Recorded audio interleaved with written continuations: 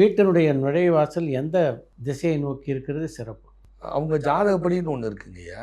இதுக்கு பொது விதி இல்லை. இது பொது விதி இல்லைங்க. ஜாதகப்படின்னு ஒன்று இருக்குது. இப்போ அதுலேயே இந்த நிலப்படி வைக்கிறதே ஃபஸ்ட்டு சூரியன், சந்திரன், செவ்வாய் இப்படி காம்பினேஷன் வரும். இதில் சந்திர மூலையில் வைக்கிறது பெஸ்ட்டுங்கய்யா. சந்திரன் தான் குபேரங்கய்யா. சில பேருக்கு புதன் மூலையில் வாசல் வைக்கணும். புதன் வலுத்தவங்களுக்கு புதன் மூலையில் வைக்கணும். புதன் மூலைங்கிறது நடுப்பகுதிங்கய்யா. புதன் பிஸ்னஸ் மேனுக்கெல்லாம் பார்த்தீங்கன்னா நடுப்பகுதியில் இருக்குங்கய்யா. இயற்கையாகவே அவங்களுக்கு அமையுங்கய்யா. அவங்களுடைய ஜாதகம், வாஸ்து எல்லாமே ஒன்று சொன்ன மாதிரி போய் அமையும். இப்போ நான் இருக்கிற வீடு வந்து புதன் மூலையில் வாசலுங்கய்யா. இருந்தது வந்து சூரிய மூலையில் வச்சுருந்துருக்கு. அது கடுமையான பாதிப்பை கொடுத்துச்சுங்க. சூரிய மூலையில் வச்சு பாதிப்புங்கய்யா. எனக்கு சூரியன் 12ஆம் இடத்துல. 2 பக்கம் டோரை மாற்றி வச்சேன், வேலை செய்யலை. அப்புறம் தான் வாஸ்து ஒவ்வொன்றா இதை எடுத்து பயிற்சி பண்ணாதுங்கய்யா. இப்போ பொதுவாக இப்போ பார்த்தீங்கன்னா பல பேர் வந்து ஆயிரக்கணக்கில் ஃப்ளாட்டுகள் கட்டி விற்கிறாங்க. இந்த வீடுகள் எல்லாம் வாஸ்து வந்து எப்படி சரி பார்க்கறது? ஐயா, பொதுவாக 2 ஃப்ளோருக்கு மேலே போயிடுச்சுன்னா வாஸ்து வேலை செய்யாதுங்கய்யா.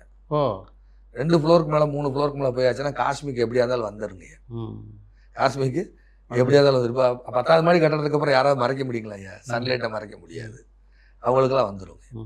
ஆனால் குழந்தை பேருக்கும் தாம்பத்திய உறவுக்கும் அது பாதிப்பு தருதுங்கய்யா. தருது. ஆமாம். ஒருத்தவங்க வந்து 8 ஃப்ளோருக்கு மேலே இருக்காங்க. அவங்களுக்கு குழந்தைய உண்டாகலைங்கய்யா. அதுக்கப்புறம் கொஞ்சம் அந்த வீட்டில் இருக்காதீங்க, கீழே வேறு ஏதாவது கிரவுண்ட் ஃப்ளோரில் வந்து கொஞ்ச நாள் இருங்க. குழந்தை உண்டானதுக்கப்புறம் பாருங்கன்னா, அதுக்கப்புறம் குழந்தை உண்டானதுக்கப்புறம் தான் அதுக்கு திருப்பி அந்த வீட்டுக்கு போனாங்க ஐயா. இது வந்து குழந்தை பேரை தடுக்கிறது. ஆனால் எர்த்தோட தொடர்பே இல்லை. 4 ஃப்ளோருக்கு மேலே 8 ஃப்ளோருக்கு மேலே போய் குடியிருக்கிறாங்க. நிறைய அடுக்குமாடியில் இருக்கிறவங்களுக்கு நிறைய பேருக்கு இந்த பிரச்சனை இருக்குங்க ஐயா. இவங்க தான் IVF டெஸ்ட் பேபிக்கு போகிறாங்க. சொன்னேன் இல்லைங்க, ஒரு ஜாதகம் ட்வின்ஸாக பிறந்த இருந்தது. அவங்க ஜாதகம் பார்த்தீங்கன்னா டெஸ்ட் பேபி தான் அந்த குழந்தை. டெஸ்ட் பேபியில் உண்டானது தான். இவங்கெல்லாம் அடுக்குமாடியில் இருக்காங்க ஐயா.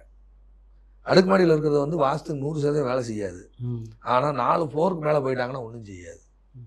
காஸ்மிக் எப்படியா இருந்தாலும் பக்கத்து பில்டிங் எதுவும் டிஸ்டர்ப் பண்ணாது. மேலே உயரமாக இருக்காங்க, வரும். ஆனால் அந்த குழந்தை பேருக்கு பாதிப்பு இருக்குது.